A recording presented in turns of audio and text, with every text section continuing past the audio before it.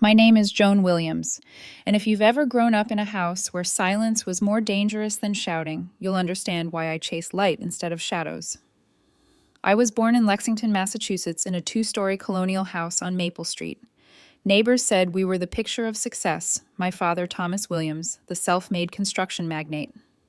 My mother, Catherine, the dutiful wife, who'd abandoned her own career to keep the household running, and my younger brother, Alex, the golden son. From the outside, we looked perfect. But inside, every family dinner felt like a courtroom where my father was judge, jury, and executioner.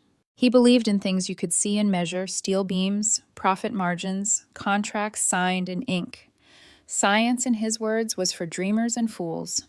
And in his mind, I was both. I was 10 the first time I realized how dangerous my curiosity could be in our home.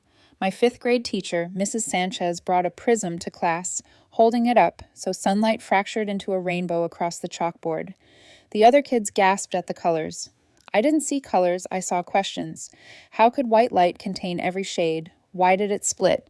What else was hidden in things we thought were ordinary? That night, I raced home with a library book under my arm, bursting to tell my father. "Look, Dad," I said, opening to a page about wave-particle duality. Light can be both a particle and a wave. He didn't even glance up from his scotch. Does it build houses? Does it win contracts? No. Then it's useless. My mother, clearing plates in the background, didn't defend me. She only murmured, "Listen to your father, Joan," as if the phrase were stitched into her like thread.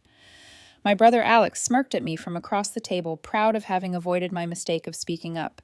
That dismissal might have crushed another child.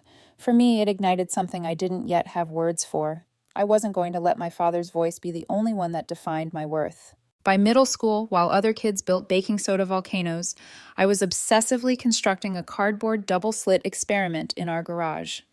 I begged my mother for aluminum foil, borrowed my father's tape measure when he wasn't looking, and pointed a dollar store laser through two tiny slits. When interference patterns bloomed on the wall, I nearly cried from excitement. At the science fair, the judges, a pair of weary teachers, stood stunned as I explained concepts most high schoolers hadn't mastered. "Where did you learn all this, Mr. Peterson?" the head judge asked. "Books," I said simply.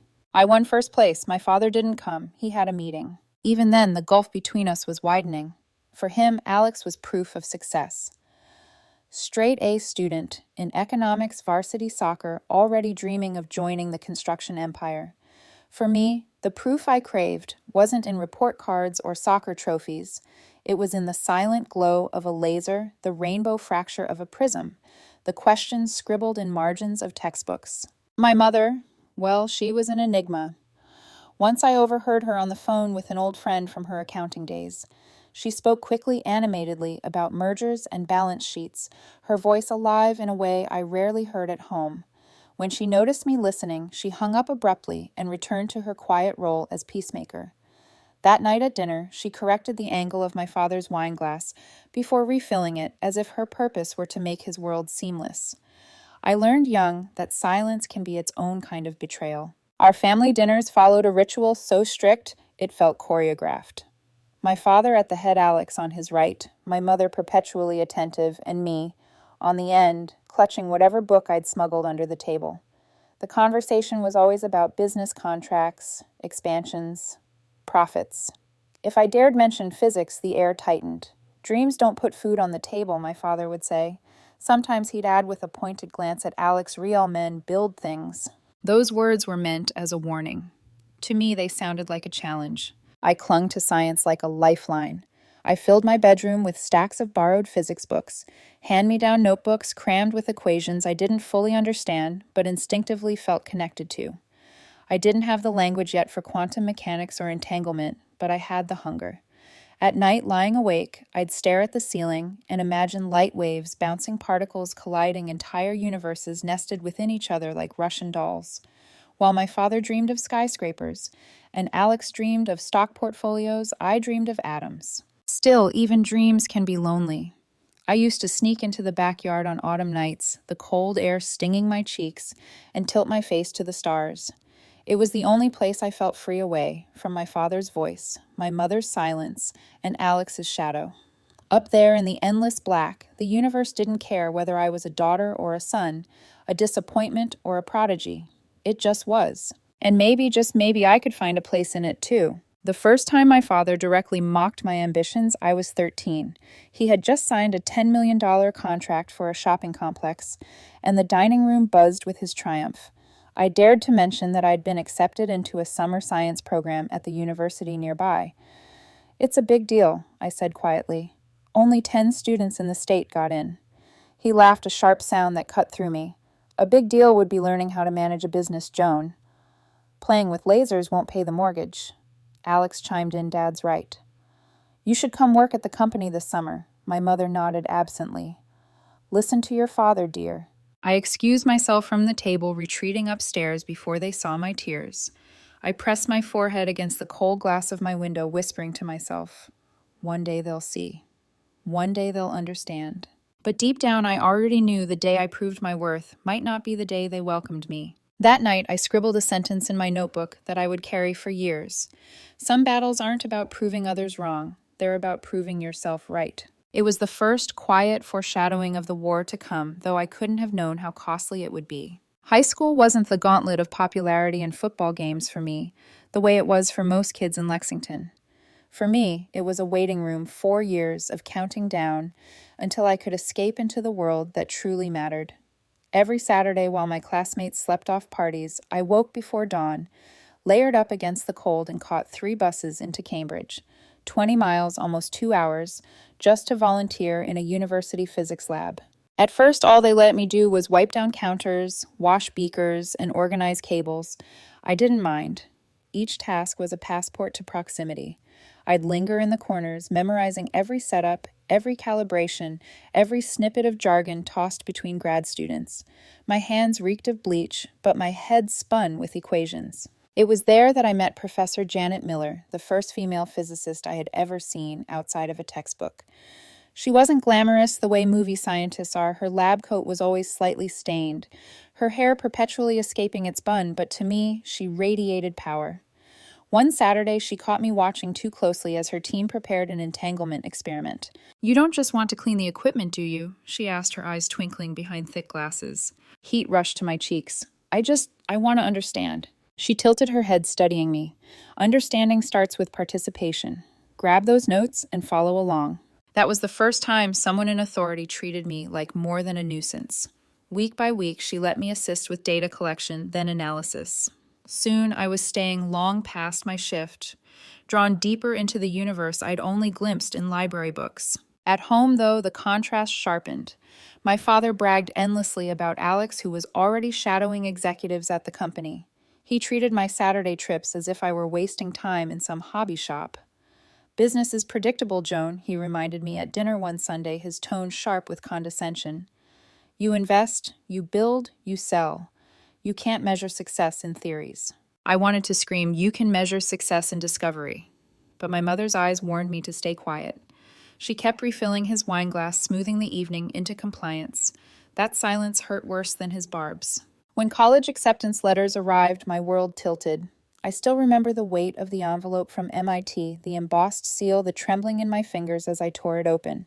Full scholarship, recognition of my work on advanced physics projects, proof that I wasn't just dreaming, I was building something real. For a fleeting moment, I let myself imagine the dinner, where I'd announce the news, my father's face softening, pride finally breaking through his skepticism. Reality was colder. He skimmed the letter, tossed it onto the table, and shook his head. 4 years wasted on theories that won't put food on the table. "I want MIT," I said, my voice steadier than I felt. He leaned back in his chair, steepling his fingers. "Harvard Business has a legacy program. My donation could get you in the door. That's a real future." I swallowed hard. "I'm going to MIT." The silence that followed was suffocating. Then his verdict delivered like a sentence. "Then you're on your own." My mother flinched but said nothing. Alex smirked, safe in his chosen path. That was the night I packed the first suitcase in my head. When the actual day came, months later, I stood in the driveway with 2 real suitcases at my feet. My father didn't come outside. My mother hugged me briefly, whispering, "Please just listen to your father more. It would be easier." Alex lifted a hand in mock salute. I climbed into the cab without looking back. MI was nothing like Lexington. The air vibrated with possibility. The streets thrummed with energy. And for the first time, I wasn't the odd girl with her nose in physics books. I was one among many. The freedom was intoxicating. But freedom came at a cost. Without my father's financial safety net, I scraped by on scholarships and stipends. My dorm room was sparse. My meals often whatever was cheapest in the cafeteria. I picked up tutoring gigs to cover textbooks. At night, while my peers partied, I buried myself in labs equations, sprawling across whiteboards, the hum of outdated fluorescent lights my lullaby. I missed having a family, not the one I'd left behind, but the one I wished I'd had. Sometimes walking home after midnight, I'd see parents visiting classmates, taking them to dinner, hugging them proudly. My chest ached with a hunger I tried to smother.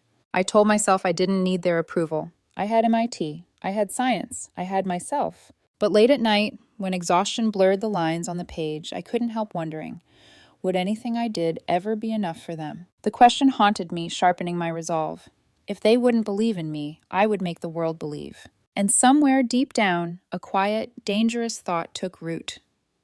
One day I'll prove them all wrong. One day the very thing they dismissed will be the thing they beg for. I didn't yet know how true that thought would become or how much it would cost me to see it through. Graduate school stripped away any lingering illusions I had about brilliance being enough. MIT was filled with prodigies, students who had been told since birth they were destined to change the world. I was the outsider, the girl with no family support, a scholarship barely covering rent, and a father who still called my research a hobby. My assigned lab wasn't glamorous. It was a converted storage room in the physics building's basement. The fluorescent lights buzzed overhead like insects trapped in glass. The paint peeled on the walls, and the air smelled faintly of dust and old chemicals. While other doctoral candidates were granted gleaming spaces upstairs, I was shoved underground as if even the university doubted my potential. And yet that basement became my battlefield. I papered one wall, with whiteboard's equations sprawling like tangled ivy across every inch. My desk overflowed with printed articles, failed diagrams, and parts scavenged from thrift store electronics. When grant money fell short, I built experimental apparatuses out of consumer scraps, modified routers, rewired microwave components, jury-rigged cooling systems. It was Frankenstein science stitched together with desperation and stubbornness. Most professors dismissed my proposal outright. Quantum entanglement stabilized at room temperature. Impossible. They chuckled as if I were a child claiming I could outrun the sun. One advisor even told me quantum computing is 20 years away and always will be. But not all of them laughed. Professor Harold Daniels, a veteran physicist near retirement, had nothing left to prove. Maybe that's why he believed in me. They laughed at Einstein too, he'd say during our weekly meetings, his voice gravelly, his eyes twinkling behind thick glasses. Not that I'm comparing you to Einstein yet. His belief was oxygen. Without it, I might have drowned. Still, the failures piled up.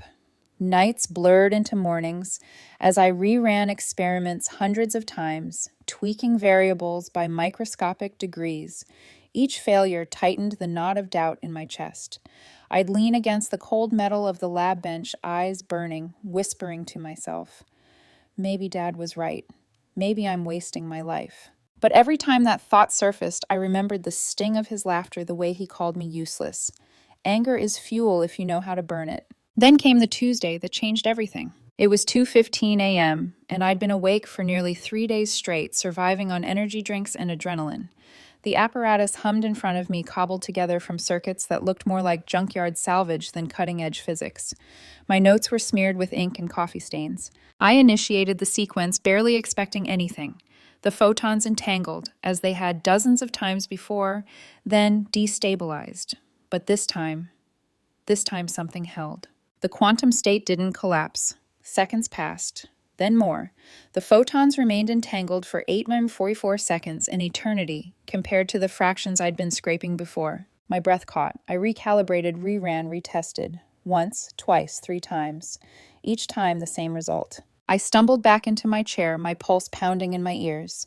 The silence of the lab pressed in, broken only by the hum of the machinery. "Oh my God," I whispered, my voice trembling. "It's working." It was more than working. It was impossible.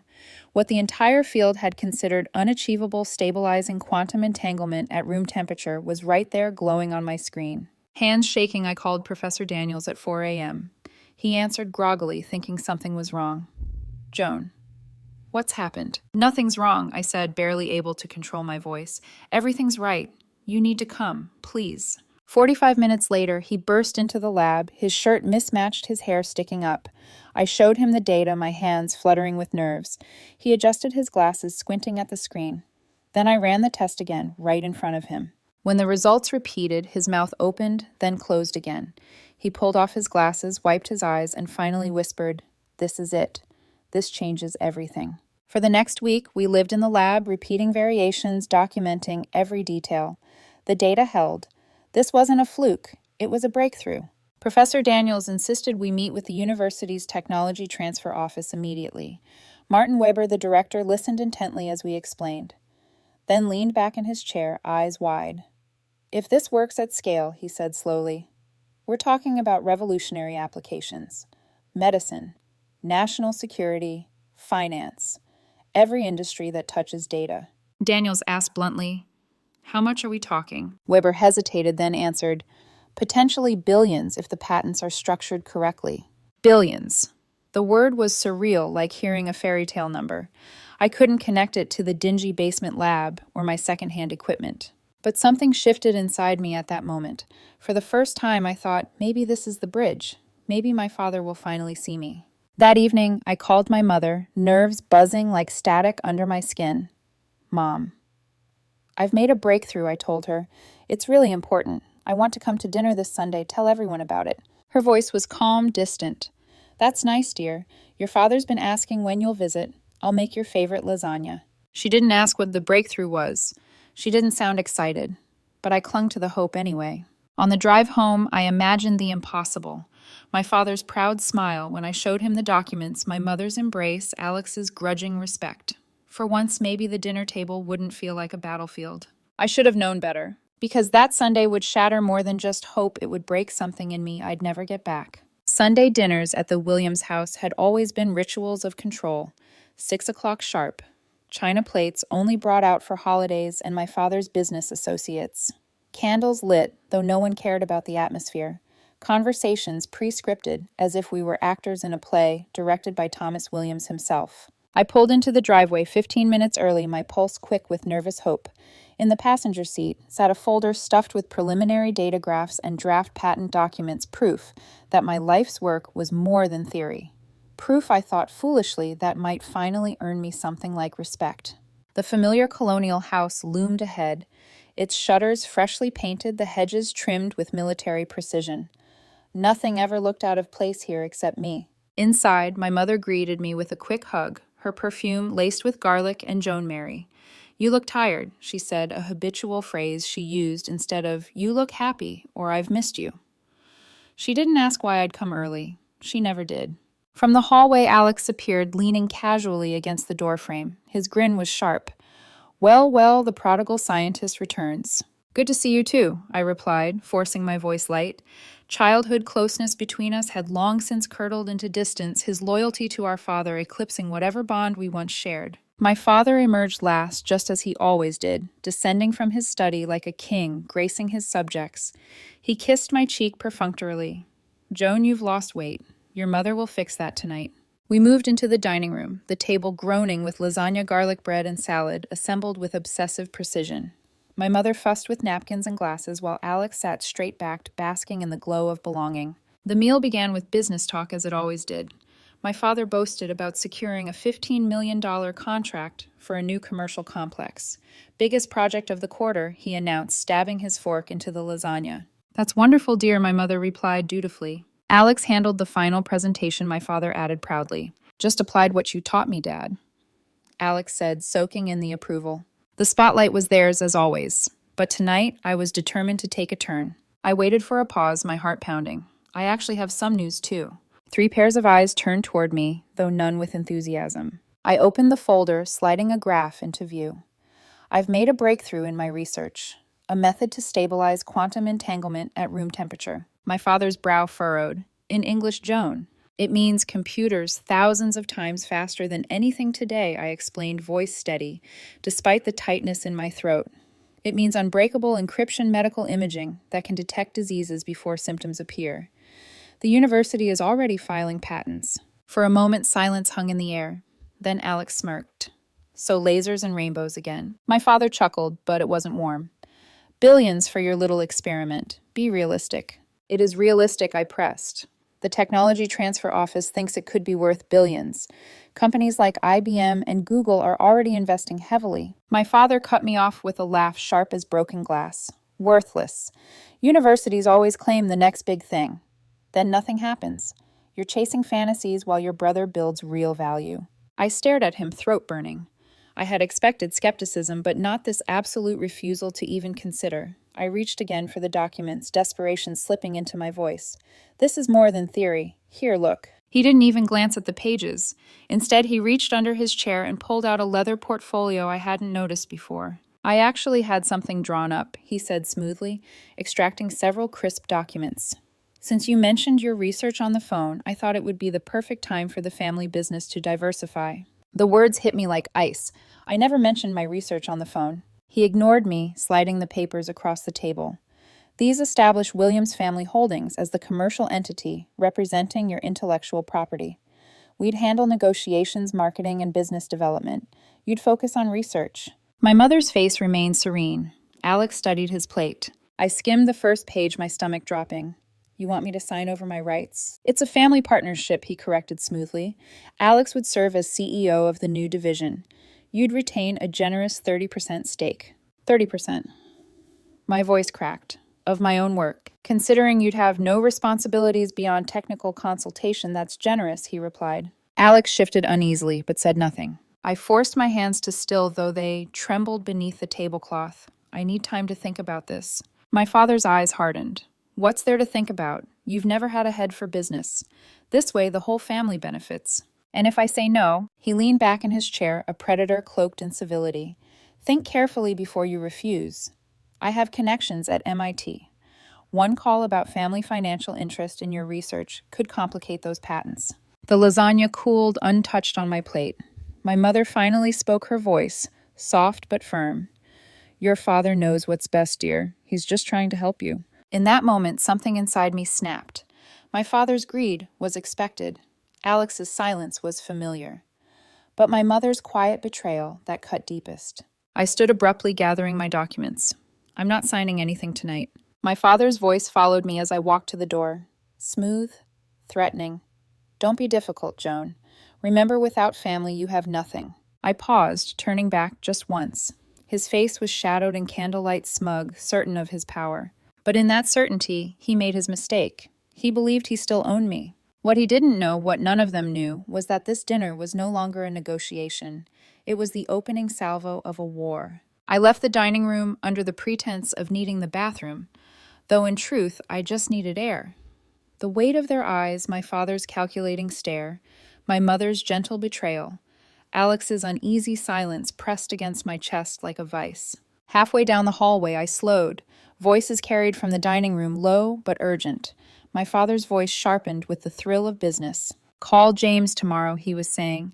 Tell him we may have something interesting for Quantum Solutions after all. My pulse spiked. I pressed myself against the wall, hardly daring to breathe. Alex's voice came next, hesitant. You think her research is actually legitimate? It doesn't matter, my father replied smoothly. James has been hungry for quantum patents. If the university is filing applications, there must be something to it. We can position ourselves as early investors. With me on the board, Williams Holdings will have a seat at the table before it explodes. My knees nearly gave out. James Harrington, my father's college friend, now CEO of Quantum Solutions, a company infamous for buying promising technologies and burying them to protect their existing products. My father wasn't just dismissing my work. He was trying to sell it out from under me. I stumbled back to the table, my face carefully composed. Neither Alex nor my mother met my eyes. My father smiled as if nothing had passed.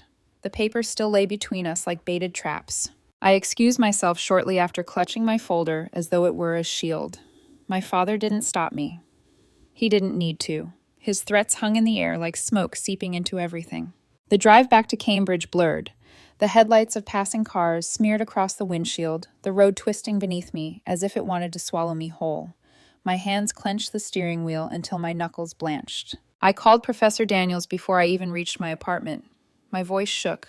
They're trying to take it. My father, he's drawing up contracts planning to sell to Quantum Solutions. He threatened to interfere with the patents. Daniels went very still on the other end of the line. Slow down, Joan. Tell me exactly what he said. I repeated every word, the bile rising in my throat. When I mentioned James Harrington's name, he cursed softly. Of course. Harrington's been circling quantum tech like a shark. Your father's not just being greedy, he's feeding him blood.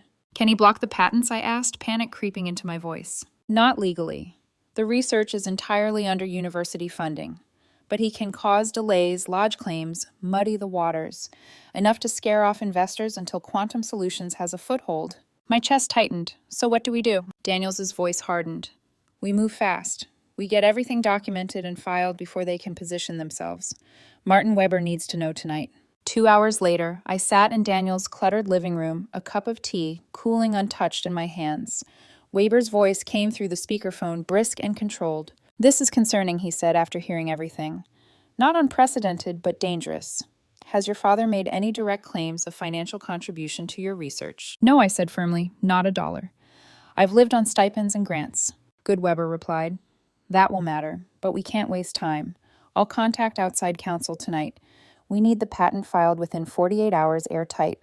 Every detail must be documented, every experiment reproducible. 48 hours, I whispered. That's impossible. You of all people should know, Daniel said, his voice steady, that impossible is just another word for unproven. We hung up close to midnight.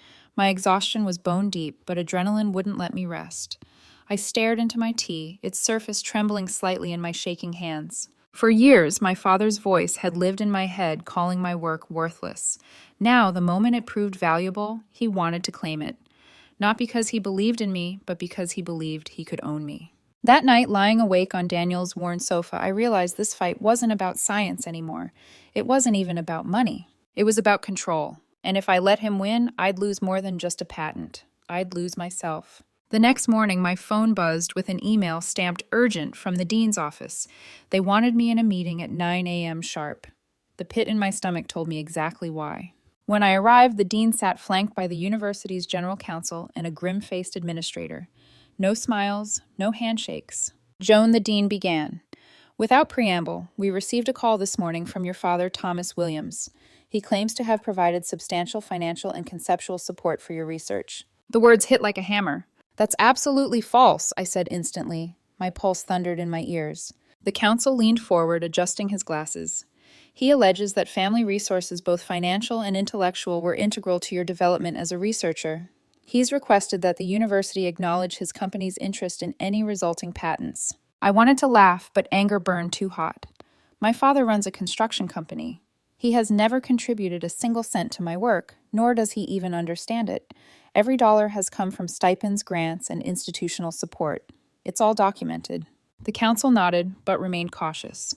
We'll need to verify. These claims must be investigated before patents move forward. Otherwise, we risk liability. It's a delay tactic, I snapped. He's trying to force me into signing over rights while the patents are pending. The dean's tone softened, though his eyes remained troubled. We'll expedite our review, but understand, Joan, your father is a powerful man with long-standing ties to the university. He built half this campus. He knows how to leverage influence. I clenched my fists under the table. Influence. That was always his weapon. When I left the meeting, my phone buzzed again. This time, it was a text from an unknown number. Joan, it's James Harrington. Your father spoke highly of your work. I'd like to meet tomorrow to discuss acquisition.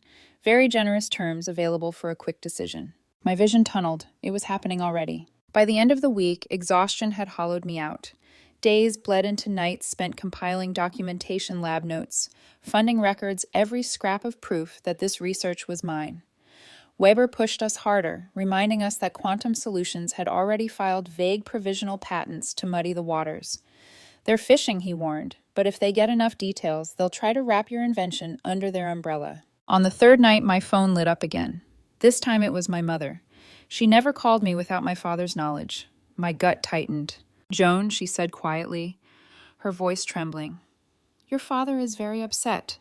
You need to understand this deal with quantum solutions. It's important to him. Important to him, I demanded. He's trying to sell my research behind my back. He threatened my career, Mom. Does that sound like a father protecting his daughter? Her silence on the line was answer enough. Then, in almost a whisper, she added, Mr. Harrington has promised your father a board position if the acquisition goes through. The air left my lungs. So that was it. It wasn't just about money, it was about legacy, about status. My father wanted his name etched into the tech world, even if it meant erasing mine. And you're just letting him, I asked bitterly. Joan, she pleaded, he only wants what's best for you. No, I said, my voice breaking. He wants what's best for him. When we hung up, I stared at the wall of my dingy lab, covered in equations, scrawled like battle plans. For the first time, I felt the full gravity of what I was up against. My father wasn't just dismissing me anymore. He wasn't just mocking. He was rewriting the narrative to cut me out entirely. And the university, bound by bureaucracy and politics, was hesitating. The text I received from Alex later that night was the final twist of the knife. Dad says it's going to be Williams' family versus you if necessary. Is your research really worth destroying the family over? I read it 3 times, my chest hollowing out. Destroying the family. That was how they framed it. Not my father's greed, not their betrayal, but my refusal to surrender. I typed a reply, then erased it. My hands trembled over the screen, but no words could capture the truth that they had already destroyed the family long before I chose to fight back. That night, I stopped hoping for reconciliation. This wasn't about family anymore. It was war. The lab transformed overnight into a war room. Equations once sprawled loosely across whiteboards were replaced with timelines, flowcharts, and task lists scrawled in frantic handwriting. My research assistant's friends who had once teased me for never leaving the basement now worked in shifts, running experiments, cross-checking data, and churning through stacks of paperwork until their eyes glazed. Professor Daniels commandeered the center of the room like a battle-hardened general. Document everything, he barked. His usual calm stripped away by urgency. Every piece of equipment, every trial, every funding source. If Williams Construction so much as paid for a light bulb, they'll try to claim ownership. Martin Weber was a constant presence on speakerphone, his voice clipped and unrelenting. Quantum Solutions has already filed a provisional claim. It's vague, but it's designed to slow you down.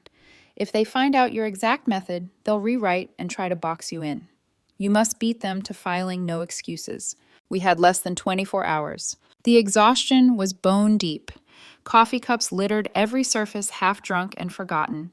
Takeout containers piled in the corner. We slept in rotation, some on lab benches, others curled up under desks. I forced myself to stay awake, fingers trembling, as I typed rewriting descriptions of my method in language so precise a patent lawyer could weaponize it. At 4 a.m., I hit a wall. My proof, the mathematical spine of the entire stabilization method, refused to translate into patent language. I tried 5 drafts each, collapsing under its own complexity. My chest tightened, tears burning hot at the corners of my eyes. I can't make it work, I whispered, my voice cracking. It's too complicated. They'll never accept it. Daniels, gray-haired and bleary-eyed, pulled the notes from my hands. He studied them for a long moment, then smiled faintly. You're writing this like a journal paper, he said. Patents aren't about proving why it works. They're about showing what it does and how to reproduce it. Focus on the mechanism, not the philosophy. Something clicked. Together we rewrote the claims, framing them as practical steps rather than abstract theory. Suddenly, the impossible began to take shape. By 7 a.m., the draft was nearly complete. The attorneys patched in via video call red-line sections as fast as we could upload them. Tighter one ordered. Be specific here, vague there. Protect the heart of the method, but leave room for expansion. Every sentence felt like a battle too broad, and it risked being challenged too narrow, and it left vulnerabilities. At 10 a.m., Weber called again. His voice was urgent. I just received confirmation your father is scheduled to meet Harrington in MIT's development office at noon. If they get even a whiff of your process before you file, they'll tailor their claim to undercut yours. You've got less than 2 hours. Panic surged through the room. My team redoubled their efforts, fingers flying across keyboards. Sweat gathered at the base of my neck. The clock ticked louder than any metronome. Finally, at 11:30, we had a complete draft. But there was one final step, a verification test. Patent law required that the description be detailed enough for another researcher to reproduce the invention. If our own instructions failed, the whole thing could collapse. Hands shaking, I assembled the apparatus exactly as the draft described. My assistants hovered around me, silent, holding their breath. I initiated the sequence. For a split second, nothing. Then the photons entangled and held. The screen displayed the same numbers that had once made me whisper, "Oh my God," in an empty lab. Only this time, the result meant survival. "It works," I breathed. Daniel squeezed my shoulder. "Then file it. Now." At 11:45, Weber hit submit on the final application. The server lagged for an agonizing heartbeat. Then, at 11:47 a.m., a confirmation number appeared on his screen. "It's done," he announced, his voice breaking with relief. "Filed. Time-stamped. Priority established. Even if Harrington gets every detail, they can't beat you now." For a moment, no one moved. The entire room sagged under the weight of exhaustion, adrenaline draining from our bodies all at once. One assistant collapsed onto the couch, asleep before her head hit the cushion. Another laughed hysterically, the sound half-mad from fatigue. I just stood there staring at the screen. Confirmation number, date, time, proof that at least for now my work was safe. But safety didn't mean victory. Because I knew my father well enough to understand this wasn't the end of his fight. It was only the beginning. Despite every rational thought screaming at me not to go, I found myself pulling into my parents' driveway again that Friday night. The house glowed in warm light, its windows reflecting back the illusion of family. My hands gripped the steering wheel so tightly my knuckles ached. Part of me wanted to drive away to never look back, but another part, the child who still craved recognition, needed to face them. Inside, the scene was eerily familiar. The same china, the same candles, the same stiff ritual. My mother moved briskly, avoiding my eyes. Alex sat straight, his expression guarded. And at the head of the table, my father radiated smug confidence, as though the outcome of tonight's dinner had already been decided. We ate in silence, tension thick enough to choke on. Afterward, he reached once more for his leather portfolio. The gesture was theatrical, rehearsed. "I've been in discussions with Quantum Solutions," he began, smoothly sliding new documents across the table. "They're prepared to make a very generous offer for your research contingent, of course, on resolving our family's ownership interest. These papers establish a family trust, all proceeds managed collectively. All you need to do is sign." I didn't touch the papers, and if I don't, his eyes hardened. "Then we proceed with our claim of financial and conceptual contribution. The patent will be tied up in court for years. Worthless." The word stung, the same word he'd thrown at me my whole life. Worthless. But before I could answer, my phone buzzed in my pocket. I pulled it out instinctively, ready to silence it. The subject line froze me. "Patent approved, urgent news." My heart hammered as I opened the email. Martin Weber's words blazed across the screen. "Your patent application has been prioritized and preliminarily approved. Multiple bidders already circling. Google offering initial bid $1 billion. For a moment, the world blurred. The word billion looked unreal, like it belonged in a fantasy novel, not my inbox. I lifted my eyes slowly, letting the silence stretch. My father tapped the pen impatiently against the table. "Joan, focus. Sign." Instead, I placed my phone on the table screen facing up. "What's that?" he demanded. "Patent approval," I said calmly. "Preliminary, but official. And the first bid for licensing rights." His eyes narrowed. "From who?" "Google." I let the number drop like a stone into water. $1 billion. The room shifted instantly. Alex's fork clattered against his plate. My mother's breath caught, and my father's expression flickered through disbelief, shock, then rapid calculation. "That's impossible," he snapped. "Patents take months, sometimes years." "Not when they represent a fundamental breakthrough," I countered. "The examiner expedited it. The world already knows." For the first time in my life, I watched my father's certainty fracture. He tried to recover. "This only proves what I've been saying, that proper business management is essential. Without our family's resources," I cut him off, my voice steady. "I achieved this without your help. In fact, I succeeded despite your constant discouragement." "You're being dramatic," he scoffed. "I always supported your education." "No," I said quietly, "you supported control. The moment I chose my own path, you withdrew everything. And now that path has led to success, you want to steal it." My mother finally spoke, her voice hesitant. "Joan, your father is just trying to protect you. These companies, they can be dangerous. You need guidance." "Guidance." I turned to her, my voice cracking. Did you know he's been promised a board position at Quantum Solutions if this deal goes through? This isn't about family protection. It's about his ambition. Her eyes flickered toward him, uncertain. The silence that followed was damning. My father slammed his hand on the table. Enough. Without family support, you'll be eaten alive by these corporations. You need us. No, I said, leaning forward. I don't. MIT has already assembled a team of patent attorneys and negotiators, people with decades of experience. I don't need you, and I don't need Harrington. His jaw tightened, rage simmering beneath his controlled exterior. We'll contest it, he threatened.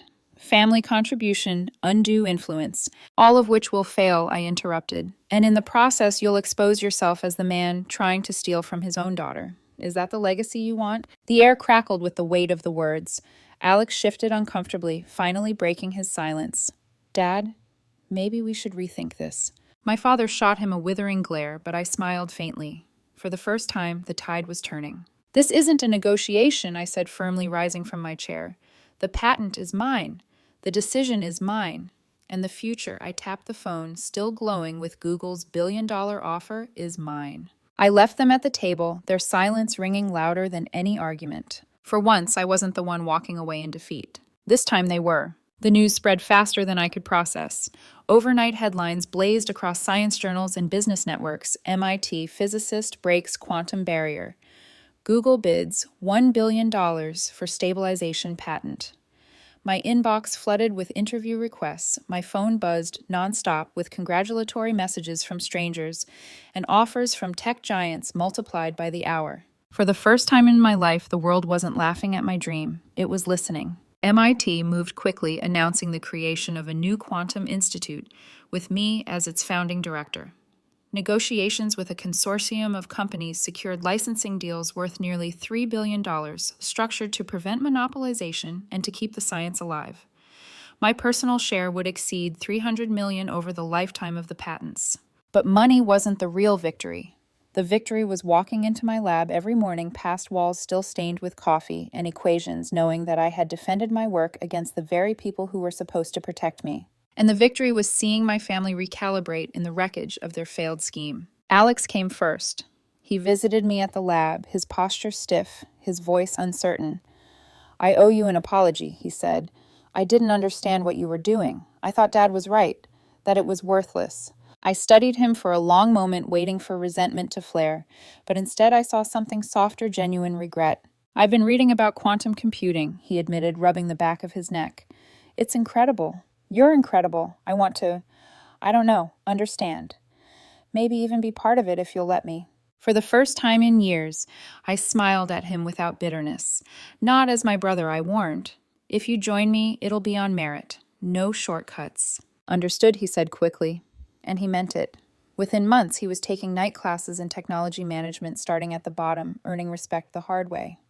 Slowly, we rebuilt something like the bond we once had as children, this time forged in honesty rather than rivalry. My mother surprised me next.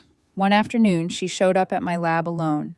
She wandered among the equipment fingertips, grazing the polished surfaces, eyes wide with something between awe and longing. I had dreams once too, she said softly. Before your father, before the company. I was on track to make partner at my accounting firm. What happened, I asked, though I already knew. Your father needed support. I told myself it was just for a while. Then years passed. I don't regret raising you and Alex, but sometimes I wonder, her voice trailed. For the first time, I saw her not just as an accomplice to my father's dominance, but as a woman who had buried her own ambitions beneath his shadow. It's not too late, I told her. She smiled sadly. But weeks later, she enrolled in financial management courses. By the end of the year, she was consulting for small businesses, quietly reclaiming the life she had given up. My father was the hardest.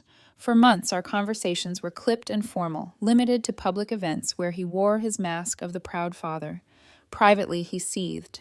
His empire had been built on control, and suddenly I was the one he couldn't control. But time has a way of softening even stone. 6 months later, he suffered a minor heart attack. Sitting in the hospital room, watching him pale and tethered to machines, I saw not the towering figure who had loomed over my childhood, but a frail man grappling with limits he had never acknowledged. He looked at me with uncharacteristic vulnerability. I thought I knew best. I wanted to control everything business, family, legacy. I was wrong.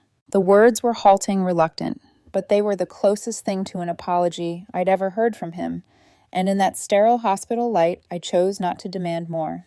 Sometimes broken glass can't be pieced together, but it can be set aside without cutting you again. In the years that followed, I built more than a company. I built a foundation, the Williams Foundation, for women in quantum science. Scholarships, mentorships, labs for girls who had been told their dreams were worthless. Each success story felt like an echo of my younger self finally being heard. At the gala, launching our new research campus, I stood on stage as the audience joined in a standing ovation. Cameras flashed, journalists scribbled, investors leaned forward in anticipation. And in the crowd, I saw them, my father older and subdued, my mother finally radiant with her own independence. Alex no longer my rival, but my ally. I spoke the truth I had carried for years. The most valuable discovery I've made isn't written in my patent, I said. It's the understanding that your worth isn't determined by whether others can see it. Sometimes the people closest to you will be the last to recognize your potential.